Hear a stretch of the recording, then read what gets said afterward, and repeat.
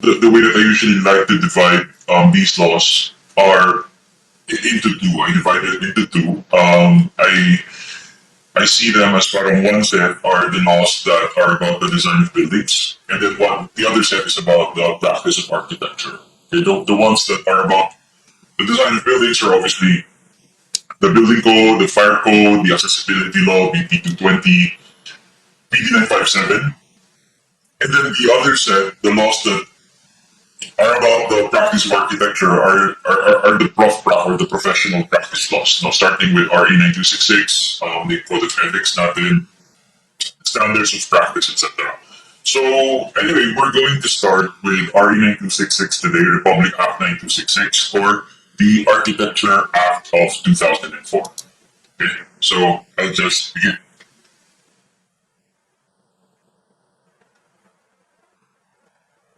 Okay. So, intro module muna, quick introduction of the law, quick introduction of the Architecture Act of 2004. RE 9266 is the Architecture Act of 2004. It replaced the old Architecture Act, or RA 545.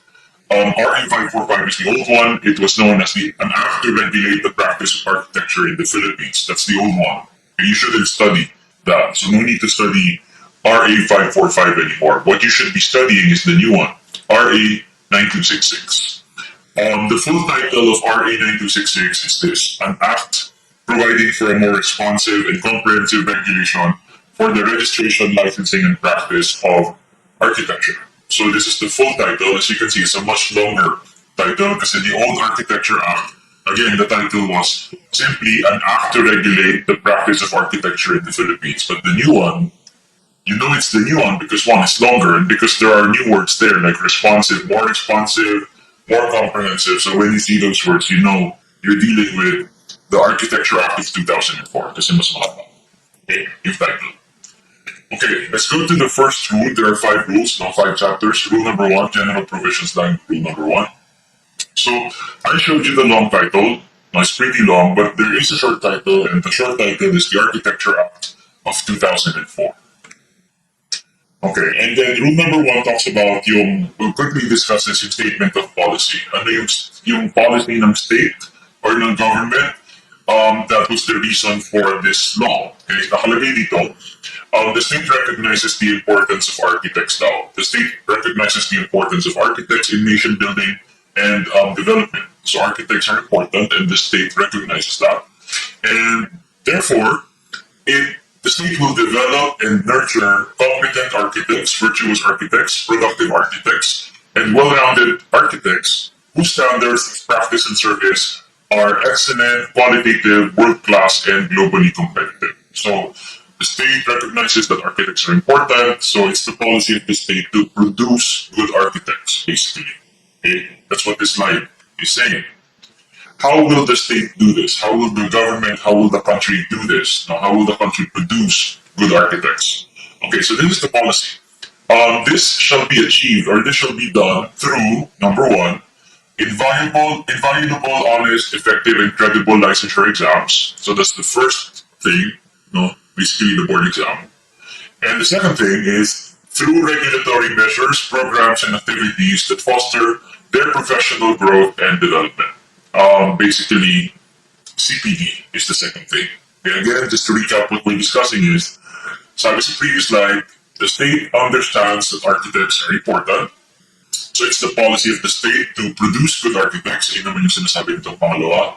And the sinasabi ng pangatlo is, in order to produce good architects, the state will use two means. Okay? The first one is board exams. Ang purpose ng board exams is to ensure that only those who are qualified actually get licensed. Okay? And then for the second one naman, the second means is CPD, continuing professional development. Ang purpose naman nun obviously is those who get licensed, we want them to continuously grow. We do not want them to become stagnant after they get the exam, di na sila nag-grow. So CPD is intended to ensure that they continuously grow professionally even after they get their license. Okay? So few terms that were defined in rule number 1. Okay, so some of these terms, honestly, sobrang basic. I won't really read the entire definition kasi mahaba eh. Pero some will discuss a bit in detail. This one we won't know. This is basic. Eh. Architecture is defined in the law as the art, science, or profession of planning, designing, and constructing buildings in their totality, taking into account their environment in accordance with the principles of utility, strength, and beauty. Okay? Architect is defined as a person professionally and academically qualified, registered and licensed under this act, with a certificate of registration and professional identification card issued by the PRBoA and the PRC. Um, Two important things here. Okay, we know that when we say architect, we mean a licensed architect, right? But to be more specific, no, sabi ng batas, an architect, a licensed architect possesses two physical things. Okay? He has a certificate of registration, we'll discuss this later, and also the PRC ID, or the professional identification card. So those are two parang documents, you can call them documents, kahit ID yung isa. Two documents that essentially prove that the person is a licensed architect. So COR, certificate of registration, and then the PRC ID. Okay? So, also you'll notice, I see PRBoA here because the law says PRBoA, but recently they have been parang stylizing the acronym differently, PRB ARC. No, sometimes you in your exam, I don't know kung ano gagamitin, pero recently, PRB ARC has been parang the preferred way of turning that into an acronym. It's the same thing. Professional Regulatory Board of Architecture. It's just to differentiate yata yung accountancy and architecture, both of which nagiging PRBoA, parang naging PRB ARC na yata tayo. I'm just letting you know that that is a thing, and in case in the exam they don't use this PRBoA acronym, instead they use PRB ARC. That shouldn't be a surprise. Okay?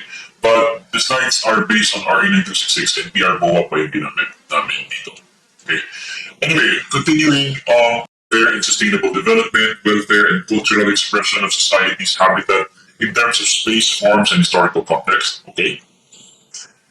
Okay, now let's define the term architect of record. It's a specific kind of architect. Okay, when we say architect of record, we're referring to the architect who is directly and professionally responsible for the total design of the project for the client, and who shall assume the civil liability for the plans, the specs, and contract documents that he or she has signed and sealed. So basically, the architect of record is the author of the design. Now, siya yung directly responsible for the design of the project. And as author of the design, siya yung nag-sign and seal ng plano.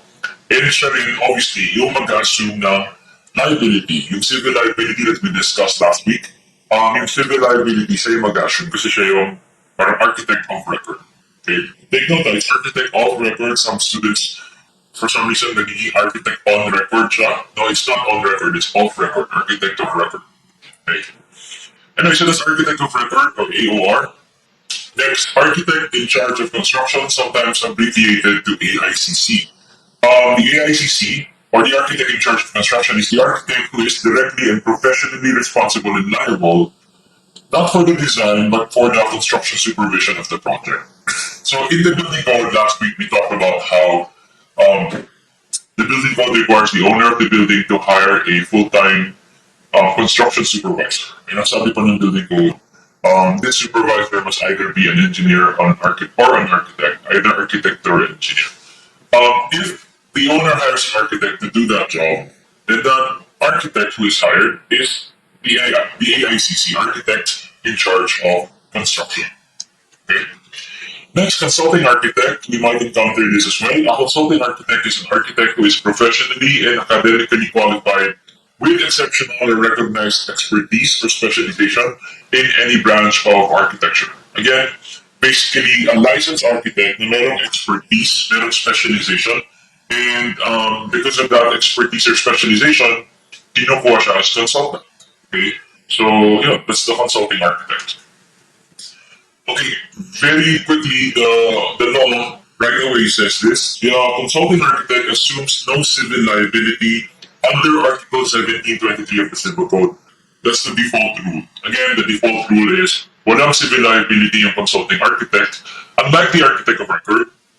And for me, unlike the AICC, kasi for me, the way I read Article 1723 of the Civil Code is potentially pwedeng mag-civil liability yung architect in charge of construction. But anyway, we're talking about the consulting architect here. Wala siyang civil liability, consulting architect lang siya. By default, no civil liability unless, and this is the exception, this is the only time na pwede siya magkaroon ng civil liability, unless the consulting architect attempts or succeeds to interfere or contravene the legal and professional functions of the architect of record. The only time na pwede siya magkaroon ng civil liability is kung kumbaga na parang naagaw niya, no, naagaw niya yung function ng architect of record. No, if the architect of record was contravened enough, no, na parang hindi na siya yung author ng design, parang lumalabas hindi niya nag-design yun, nasa design yun ng consulting architect. If this can be proven, then yeah, pwede siyang magkaroon ng civil liability. But assuming na walang anything like this, na walang ganito, because this is not normal, no, yung inaagaw niya yung sobrang sinasapawan niya yung architect of record. This is not parang it's not supposed to be like that. Assuming hindi naman yan mangyayari, wala dapat civil liability. Si consulting architect, that's all we're saying. Okay. Other terms, general practice of architecture. This term, no, the general practice refers to the act of planning and architectural designing, structural conceptualization, specifying, supervising, and giving administration direction to the erection of buildings, enlargement, or alterations of buildings. Okay, the general practice of architecture also refers to the scientific, aesthetic, and orderly coordination of all of the processes that enter into the production of a complete building. So here they're just describing generally ano ba yung practice of architecture. So parang very broad definitions yan of the practice of architecture. When we say board in the law, we are referring to the Professional Regulatory Board of Architecture. Again, we used to abbreviate this as PRBoA, but recently they have been abbreviating it as PRBARC, to ensure no walang confusion kung architecture bar or accountancy. I think that's the reason. Okay, so maybe in your exam, PRBARC na siya. In any case, this is the full meaning. No, this is the meaning. Professional Regulatory Board of Architecture. When we say commission, although we'll never say commission. But yeah, when you see the word commission, it's the PRC, the Professional Regulation Commission. Service agreement is the contract, a duly notarized written contract stipulating the scope of services and guaranteeing compensation for the services to be rendered by an architect. Basically, this is yung kontrata between the architect and the client. Kontrata between the architect and the client. Nakalagay, there are many things in this contract, no? But two of the most important contents are the following.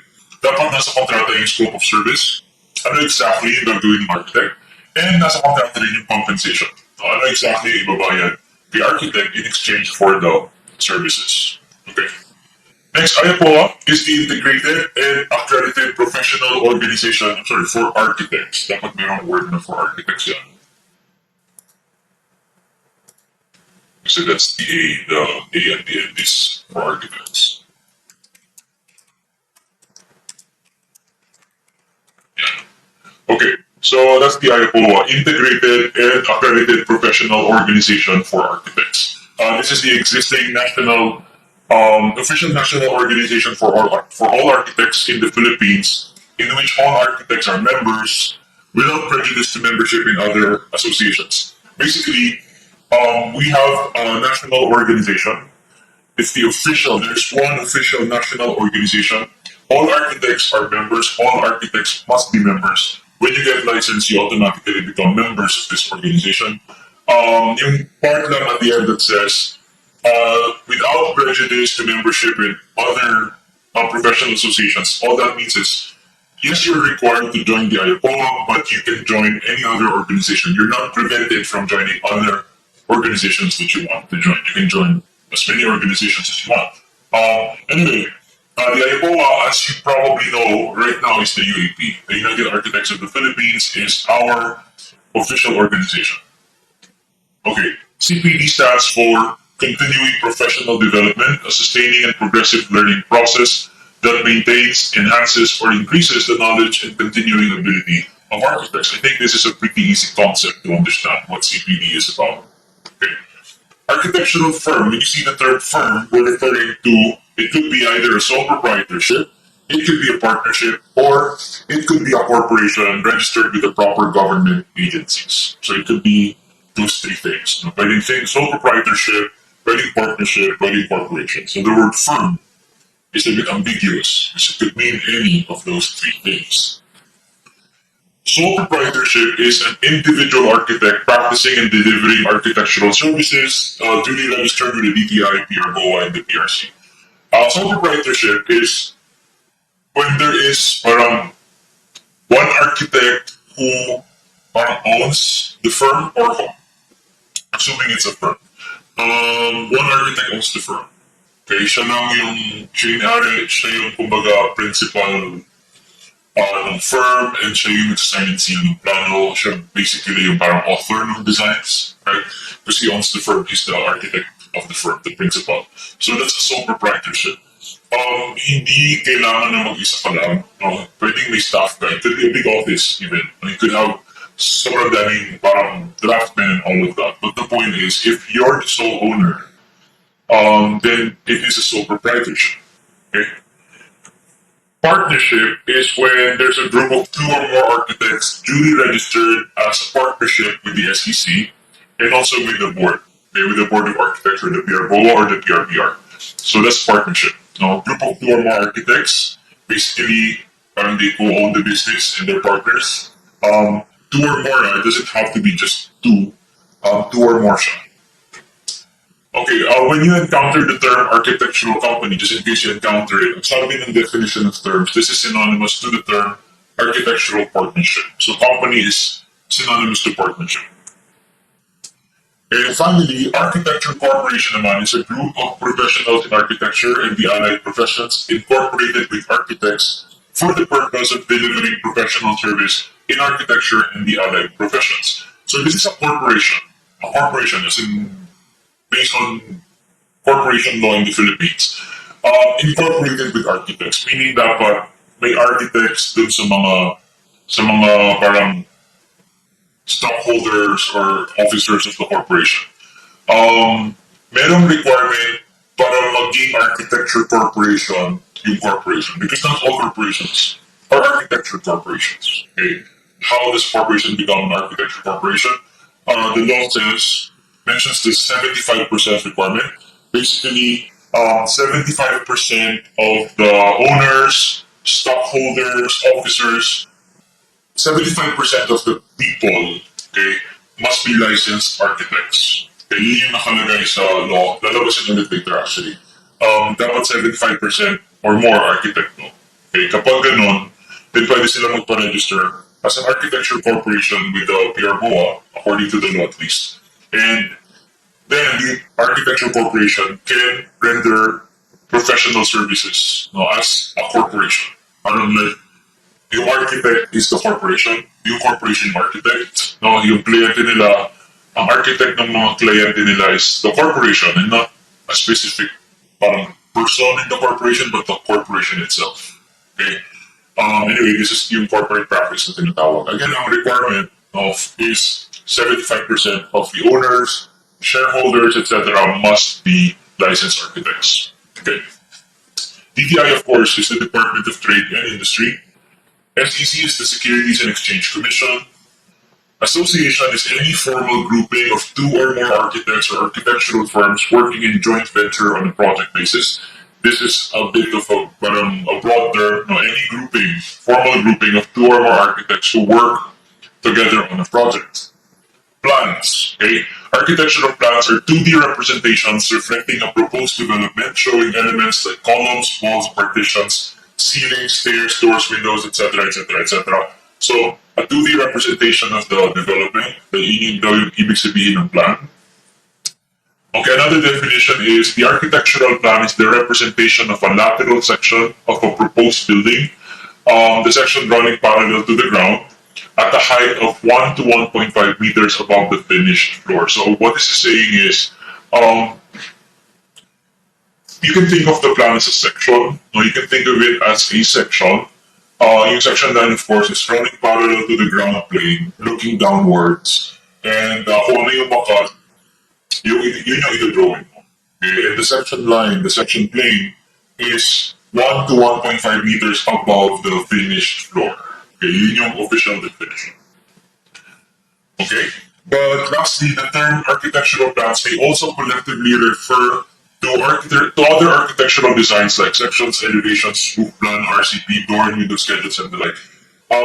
We use the term plan very loosely, very broadly, right? Sometimes we use the term plan for drawings that are not technically plans, like sections, or elevation, or door schedule. We sometimes call them architectural plans, right? Okay, that's fine. Okay, that's fine. Nasa batas naman, it can refer to those drawings as well. Okay, certificate of registration. The certificate of registration is a certificate bearing a registration number issued by the PRC, signifying that the individual has passed the licensure exam and is registered to practice his or her profession as an architect. So this is a piece of paper saying that you passed the exam. Okay, it looks like this. Okay, this is not mine. This is somebody's COR. It's available, but I saw this online. I don't know why the person thought it was a good idea to scan his COR and upload it online for everyone to see. But in any case, he did that. I covered his name and his face. But this is a teacher's COR, but our COR would look the same. So it's basically parang diploma yung itsura niya. No? Parang it's a piece of paper from the PRC. It says that, and nakalagay, be it known that, or dapat malaman na si blank ay nakatupad sa requirements, blah, blah, basically pumasa ka sa requirements, pumasa ka sa exam, for, in this case, professional na guro, professional teacher. In our case, nakalagay, architect yan dapat, architect, etc. So, this is the COR. Now, you're going to get this when you pass the exam. This proves that you passed the exam. Okay. Code of Ethical Conduct is a document that contains the norms and the principles governing the practice of the profession of architecture in the highest standards of ethical conduct. I think self-explanatory naman yung Code of Ethics or Code of Ethical Conduct. And besides, the next module is the Code of Ethical Conduct. So I'll just move on. Contract documents. The contract documents are essentially the contract between the client and the contractor. FYI, no, kontrata siya. Contract documents. Kontrata yun between the client and the contractor. Bakit tayo nadadamay lagi pinag-usapan yung contract documents? Kasi tayo yung gagawa ng contract documents. I mean, that's really the thing that we do for the client is we prepare the contract documents. Ano yung ganda ng contract documents? Madami. Right? This is not actually very complete, but sa RE 926 ang halaga. Kasama sa contract documents, general conditions, special provisions if any, drawings and specs, and other bid documents. Okay, so yun yung contract documents. We'll see a better definition later. Anyway, copyright. Copyright is the intellectual property rights retained by an architect over any architectural documents or architectural work that he or she prepares unless there is a written stipulation to the contrary. Okay? Basically, ito yung, parang we own our work, we own our design, we have copyright over our design. Tayo yung author, tayo yung may-ari nung design or nung architectural document or whatever work you did. No? So yun yung copyright, yung intellectual property right natin over our work. Okay, copyright includes the right to control the erection of any building that reproduces the whole or a substantial part of the work, either in its original form or in any form recognizably derived from the original.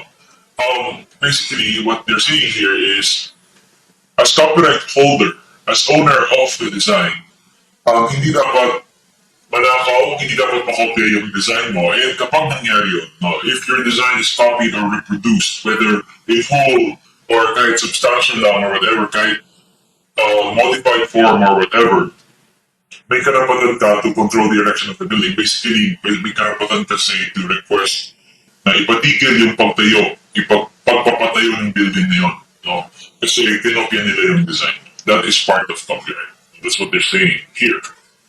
However, Copyright does not include the right to control the reconstruction or rehabilitation in the same style as the original of a building to which the copyright relates. Hindi kasama sa copyright yung karapatan to require the building owner to restore the building to its original look, to be restricted to the original design. Hindi yan kasama sa copyright. Like for example, you designed a house for a client and 5 years later, the client decided to renovate and change the facade significantly. Like binago niya yung kulay, binago niya yung elements, pinabago niya yung look. You cannot tell the owner na you cannot tell the owner, you can't do this. I designed this. This is not my vision. Binababoy mo yung gawa ko. You cannot do this. You have to stick to what I designed. That is not right. You cannot say that to the owner because that's not part of copyright. Okay? Basically because it's not your house. Okay? It's their house. And they should be allowed to do whatever they want with their house. It's that simple.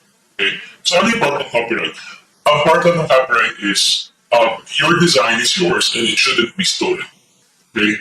But the house is theirs and they can do whatever they want with their house. That's the short version of what we just talked about.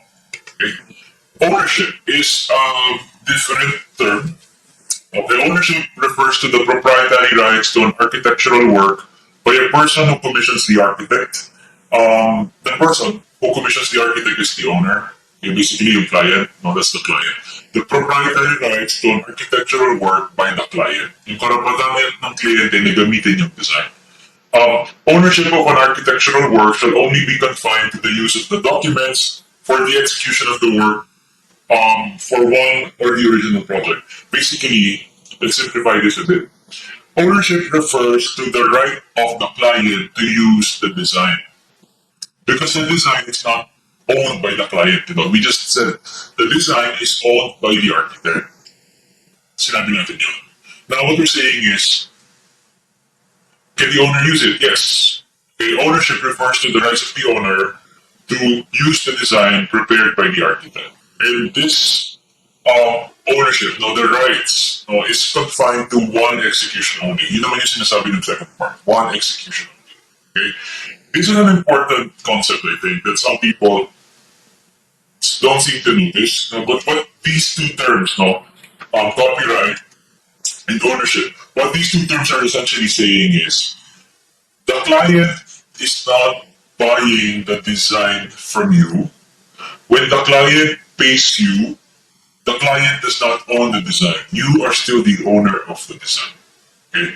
What the client is paying you for is for the privilege or for the right to use the design, your vision, to build, say, their house. That's what the money is for.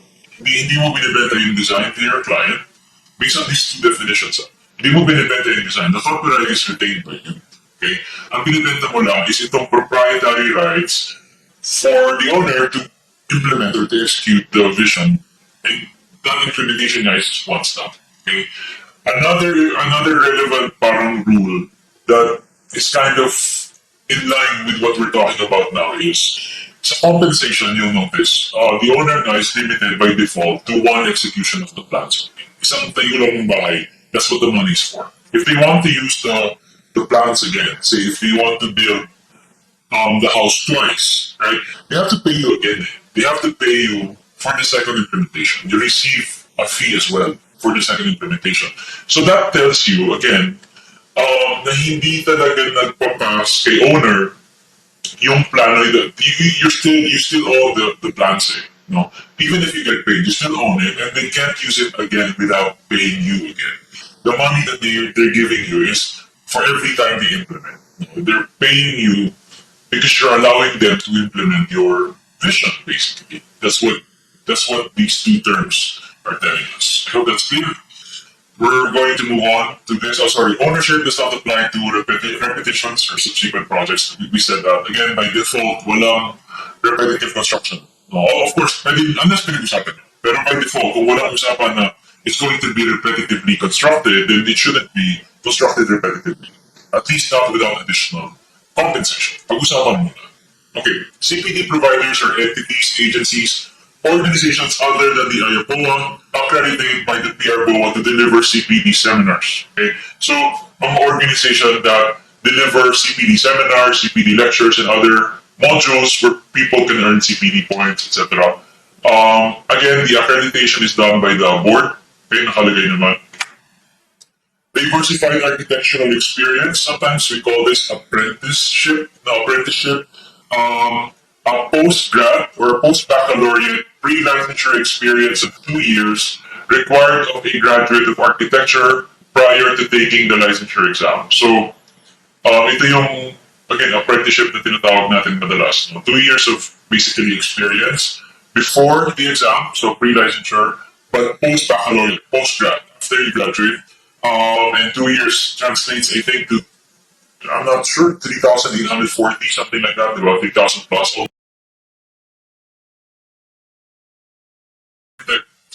With a license from another country.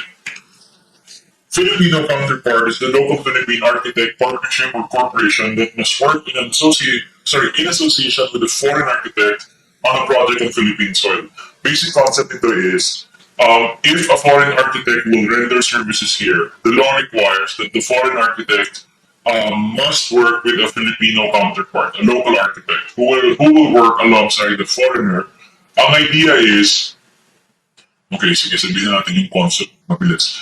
The idea kasi is, we allow foreign architects to render services here because they know something that we do not know. They have a technology that we do not have. They have an ability that we don't have. They can do things that we cannot do. So that's why we allow them, supposedly, that's the reason why we allow them to work here.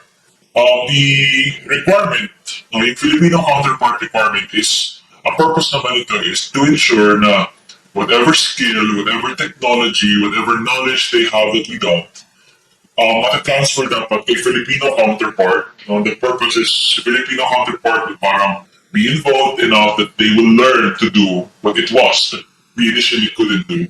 And so the next time that we need someone to do the same thing, we won't have to get the foreign architect anymore because the Filipino counterpart presumably would have learned that thing already. Okay, that's the idea behind yung Filipino counterpart requirement. The idea is really technology transfer. Okay, supposedly they'll learn to do it so that we won't have to get a foreigner again in the future. Okay, PRC ID, professional identification card. You're very familiar naman siguro with this. It's the ID basically. It's a document that bears your registration number, date of issuance, with an expiration date. It's due for periodic renewal. Every 3 years, subject to the payment of fees, etc. And that's one of the differences between this and the COR. The PRC ID expires every 3 years. You have to renew it every 3 years. Okay. SPP, we'll study the SPPs later, but SPP stands for Standards of Professional Practice. These are documents that define all aspects of professional service. They prescribe minimum basic fees. They establish the rights and the obligations of the architect and the client, etc. You'll understand this better when we get to the SPPs. Specialization is, I think, obvious. It's an expertise or special knowledge in architecture. Specialization is acquired through education or training or continuing professional development or experience. Okay, again, kapag may specialization ka, you can be hired as a consulting architect. Syllabi or syllabus, the outline of topics and concepts of major subjects to serve as basis for the test questions in the exam. So again, there is a syllabus of the exam, like the exam you're about to take. It has a syllabus, and you should read the syllabus. Okay, there's an official syllabus.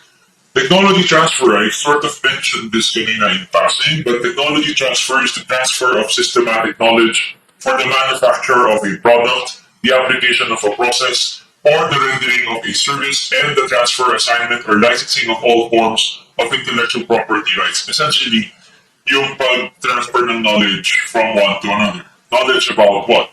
Could be anything. Knowledge about how to render a service, how to make a product, how to do a process. Technology transfer. And it's an important term because, again, this is oftentimes the justification for allowing foreigners here. Presumably, technology transfer now. We benefit from allowing them to work here because we acquire their skills and technologies.